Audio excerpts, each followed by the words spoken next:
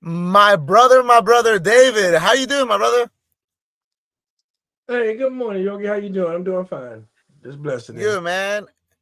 So you've been retired for 2 years. Tell us, how's that going?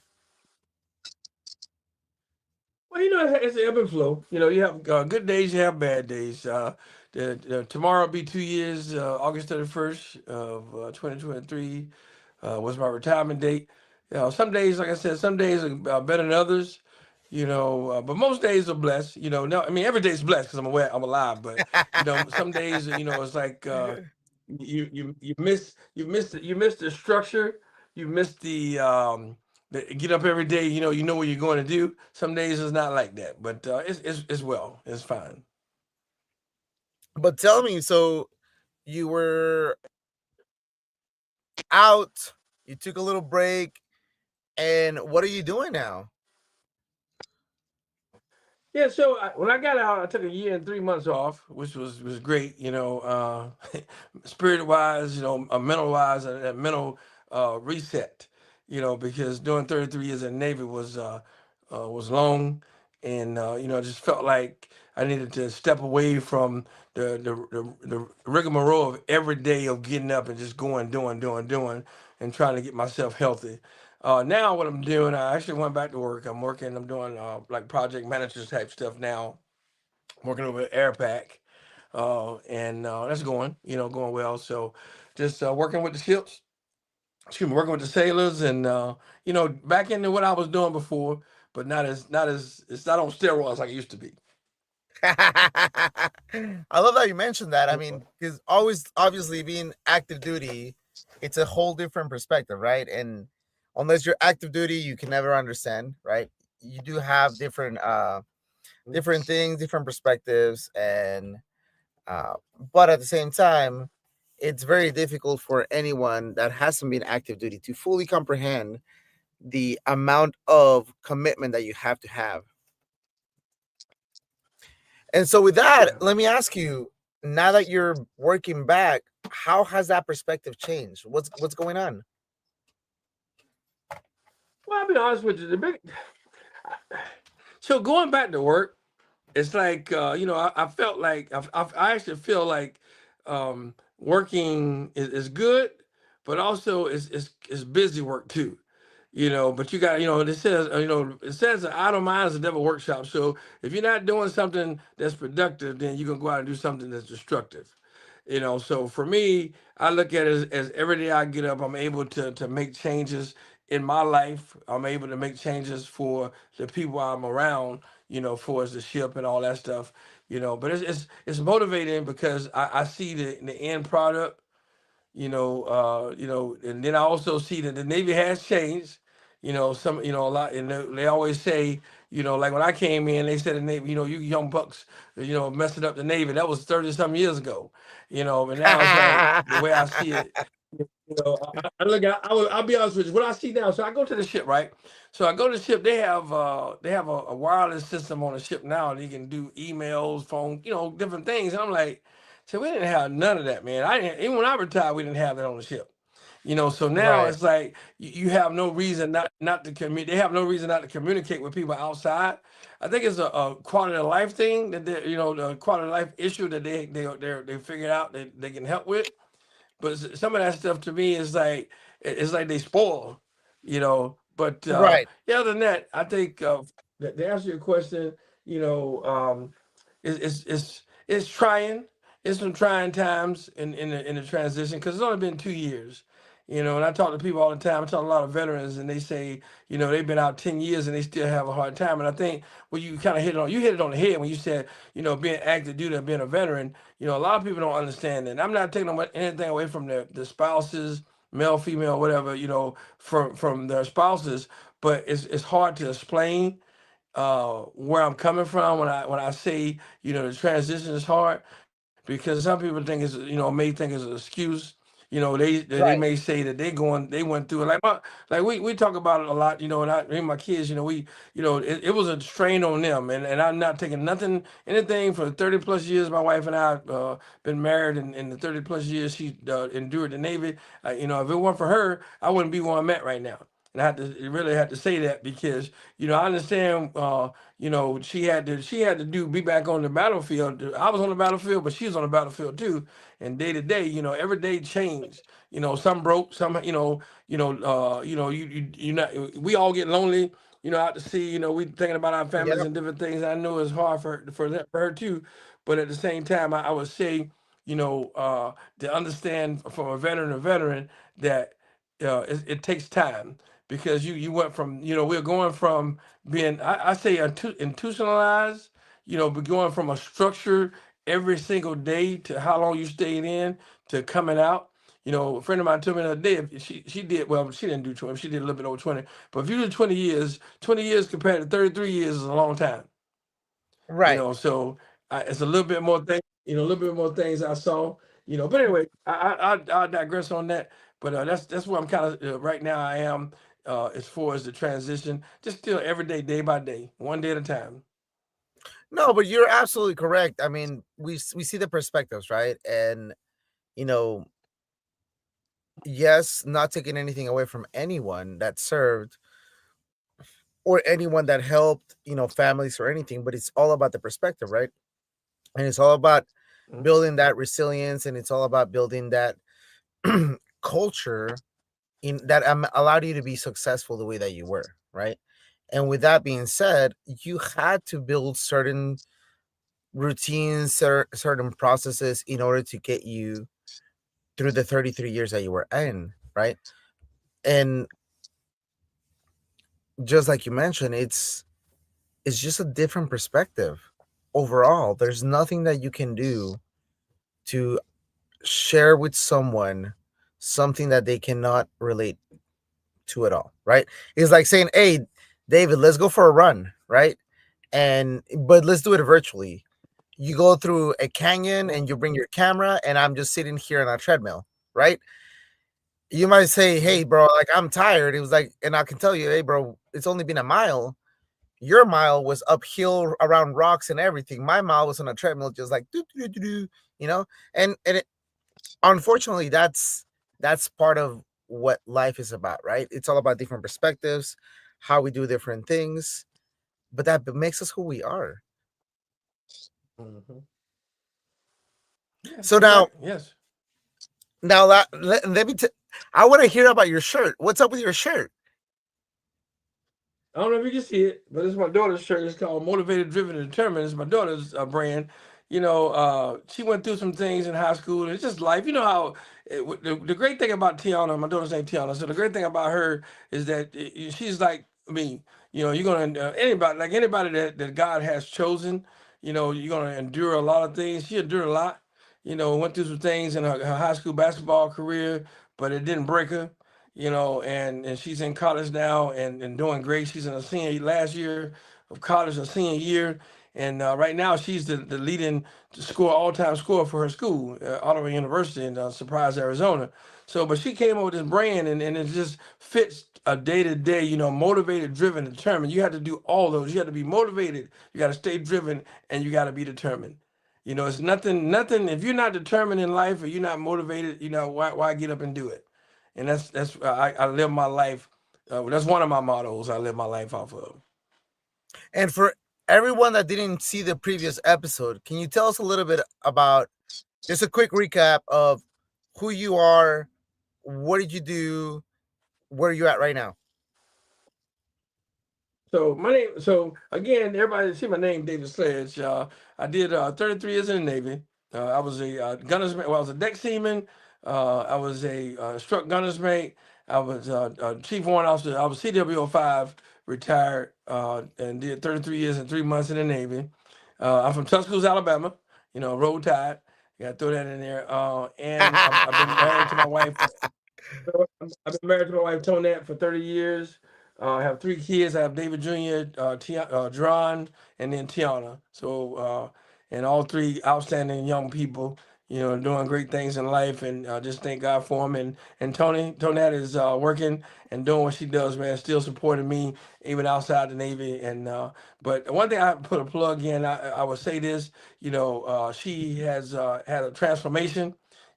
since me retiring. But in the last 2 years, man, this lady done lost 50 pounds, man, and just a model. She's 50 plus. Wow. So if you look in the magazine one of these days, you'll see her. But she's doing outstanding work, man. I'm just proud of her, and I just wanted to put that plug in. But that's who I am. What I'm doing now. I'm an author. I've written 5 books. I'm working on number 6 right now. Just waiting on trying to figure out. Don't want to. I said 5 books is a lot.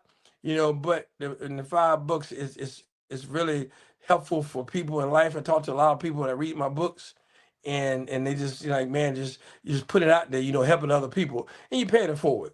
So it's not about me; it's about helping other people. So that's who I am in a nutshell.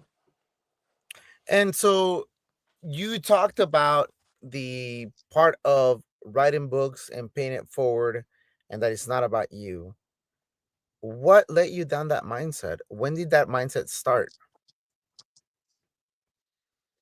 Well, I would say this. I started writing. I had to get a little brief synopsis. I started writing a journal back in 1990 when I came in the Navy. Boot camp, my trials and tribulations in boot camp. I went through boot camp. I came from Alabama. I couldn't swim. Never been in the water like that. I was always afraid of water because, everybody said, you jump in the river or jump in the ponds. Because a couple of friends of mine died, I was younger, jumping in the little lake. So I was scared of it. But that one story that motivated me was I went all the way through boot camp, didn't pass the swim test. My division and my company at the time, they left me there in boot camp. I had to go to a holding company, and things changed. I saw a lot of stuff in a holding company that changed my life, my perspective. And then one day I saw my friends in the morning. I said, hey man, I'm gonna be when y'all get out of school today, I'll see y'all. I'll be in the barracks. So what happened? I prayed about it. I didn't really know as much as I do now as far as God, but I prayed about it, and I went to take the test. I passed it. Next thing I know, I got transferred out. I graduated boot camp. But I did 2 weeks after everybody was gone. I did 2 weeks at boot camp, so it just motivated me to just stay determined and be true to who I was. I was young. I was only 19 at the time, but after that, I went to the Gulf War, first Gulf War, and then we saw a lot of things there, and it just changed my life. But over the years, it just got me to the point that I know I'm not where I'm at by myself, and I know God has everything to do with it. But He also put people in my path to our paths to allow us to do what we do, and so that's why I said paying it forward, because as I learned, and I have my brand is called Greet One, Meet One, Teach One.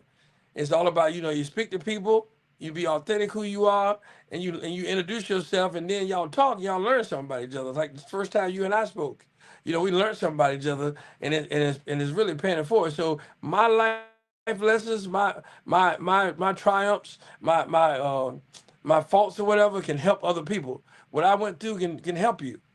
So if we just continue to do that, and I continue to do that, rather. I continue to be that beacon of light for others, even when my light is not shining as bright as I wanted to. But I know I have to be that person.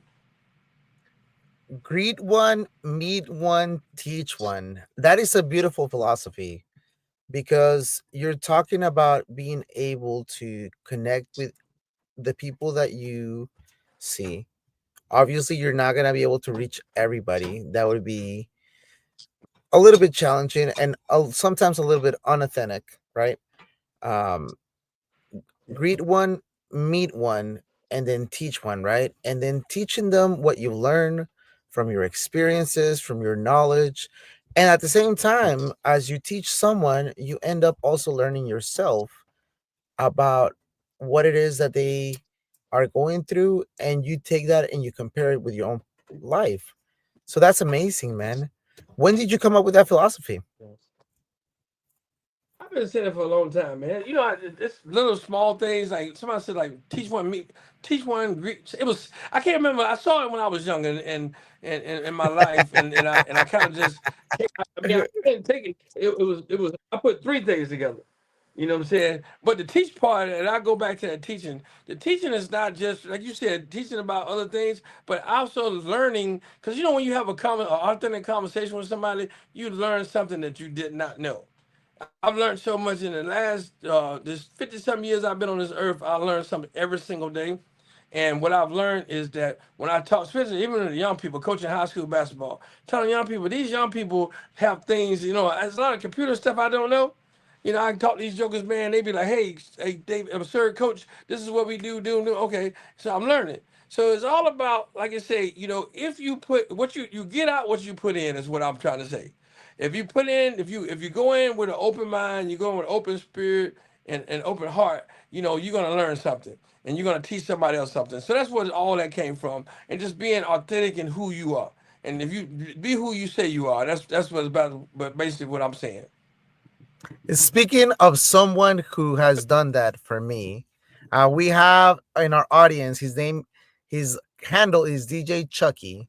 When I was in Whidbey Island, he was a really big source for me to bounce ideas, talk, and I ended up living in his house for a little while with him and his family, and it was just an amazing experience and those are the moments that we can never take away from our service. You can never explain that away from anybody, right? Having to move all the time, having to be by yourself, having to relocate, and then having to start brand new and not knowing anyone, you know, it's it's a challenge. You did it with your family, you moved them from place to place, and you came back and you finally settled. But now, I hear this a lot from a lot of veterans that they get the 3 year itch, right? And what does that mean is normally anywhere from 3 to 5 years, you're ready to relocate, you're ready to look for a new command. So you're starting to get that itch of when am I going to change, right? Do you think that has happened to you? Oh yeah, yeah. It has. Yeah, I think about a lot. Where can I go? Or where can we go? Rather, what can we do? But I would say this. My um, thought is a couple of things. One, my daughter's still in college and she's only 5 hours away. And then, regardless, I had my career. So my career, everything I do now, and it's always been this way. I can't say, even though people may say, "Oh no, you did it for you." No, I didn't. Whatever I'm reaping right now, my family shows, right? So, whatever I reap, my family shows. So I look at this. My life, and I don't want to put pressure on Tony, but whatever Tony wants to do. I'm going where she goes. Wherever she wants to do, I'm doing. And that's how I look at it. So whatever right now I'm fine. I don't need a whole lot, man. Believe it or not, I'm a very simple person. I wake up every day. I have breath in my body. I have clothes on my back, and I have shoes on my feet, and my mind is right. So whatever God has for me, that's what I'm doing. So I don't right now. I don't have that itches for us like just get up and going, because I know anything has to be strategically done. Like always, and just make sure that whatever we decide to do is beneficial for the two of us. Because it's two of us. Right now we what is it, net free or whatever. Everybody's gone in that sense. They gone, but they ain't gone. But Right. you know how that goes. Yeah. Yeah, no, you're right. So I hope to answer But your now let question. me But yeah, that's where I'm at right now. So no, it's all good. But let me ask you this. What and where is your compass headed to? In what direction? What do you, David, want? so what I want to continue to write. Eventually, I want to write. I've been thinking. I see a lot of my little friends, man, young people I knew over the years. I think about writing a play. Oh wow. It's been something I've been dreaming about. You don't tell people your dreams, but it's just something I've been I read my Bible every day and just meditating and and I'm thinking about. I said if I write a play, I don't know what the play about. I don't even know what it's about yet. But I was thinking about writing a play or just writing a series or something, but a book series too. But I want to continue to writing. I want to continue being a vessel that God can use and that I can help other people. Just continue to help it, and that's what I want. I don't need a whole lot. Like I said, Yogi, I'm simple. I don't need a lot. I just want to live, and I want to be healthy. Dude, that's amazing, man. That's absolutely wonderful to hear that. And simplicity, getting rid of the worldly ties that hold us sometimes a a lot of the times hostage, right? You say you buy this item, but who owns it really? Is it you owns it or it owns you, right? Your car, how much time do you invest into it, right? How much money do you pay for it? Do you wash it every week? Do Mhm. you do all these things? How much energy and time do those things really hold on to you instead of you liberating you, right? It's supposed to be a tool, and sometimes they end up holding us back even more. Would you agree? It does. You're right. Like you say, so you know how you're not supposed to envy anything or envy anybody, but humanly we do that. We try not to compare ourselves. We should not compare ourselves to others or other situations, but on the human side we do. But at the end of the day, we know, and I speak a lot about God and about my faith. You have to have faith in that.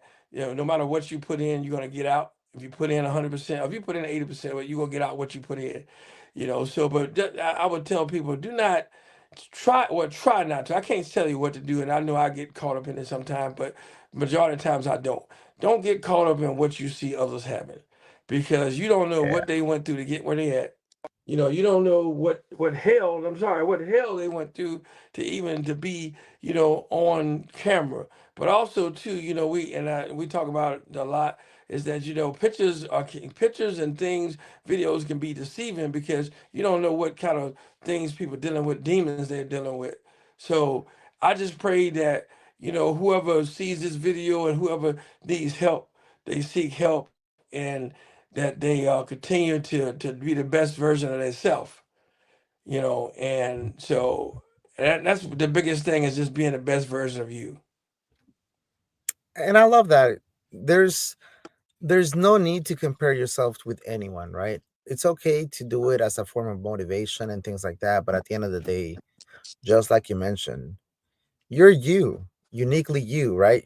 There's no one else that is has traveled your journey. There's no one else that can compare to your journey. So it's all about what and how you accomplish the things that you do and how much you feel and are fulfilled inside of your heart to either one, you're empty, or two, you're seeking someone else's external validation. I love it, man. Thank you. And one other thing too on that too, Yogi. So a lot of times, people would say, you can talk to people and they be like, well, you sound selfish when you say you taking care of yourself, but it's really not about being selfish. It's about, like you just said, it's about taking care of yourself. But I never want anybody to ever think that I'm selfish. And I may ask questions. I ask a lot of questions, man, because I have to say this. I ask a lot of questions. I have always asked a lot of questions, but I never asked them. But I always ask questions in my mind, because I'm what's the word? I'm not. I can't think of the word I want to use right now, but just trying to pay attention, because it's hard sometimes. Especially like me growing up, I had a lot of people around me, a lot of cousins and stuff. And everybody was trying to talk at the same time. You know what I'm saying? So you trying to get what you got to get in, but you had to analyze. I overanalyze a lot, and I try not to. But when I overanalyze, I actually get an understanding of what I'm trying to what is happening in front of me and what I'm trying to do. I love it, bro. And with that, let's wrap it up. Is there any parting words that you want to share with everyone? Yeah, so I know I hear a lot of people coming on shows and different things, but just be okay with not being okay. If you need help, no matter what type of help it is, if you need help, reach out to somebody that you know that's going to help you. I'm available to talk to anybody. Like I said, I wrote the books, but just be okay not being okay, and just keep God first and everything you do, and all will be right. Oh, I almost forgot to mention this. If for anyone that's listening, including yourself, David, November 7th, I am hosting a golf event here in San Diego in Cottonwood Golf Course. Is veterans for veterans to raise some money for scholarships to our veteran students to help them. A lot of them are struggling with on being unhoused at the moment, a lot of issues that their benefits are not able to cover. So if you are able to come, please join us. Also, we have an amazing donor who, for every foursome that gets bought between now and then, he's willing to pay for a veteran to come. Sounds good. That's outstanding. And keep up the great work. You know, I'm checking your journey out, and your journey is you're doing great things, man. And just continue to be, be that beacon of light for others to follow, Yogi. Thanks, my brother. I appreciate you. And with that is your transition. Keep track of it. Mill to vet out.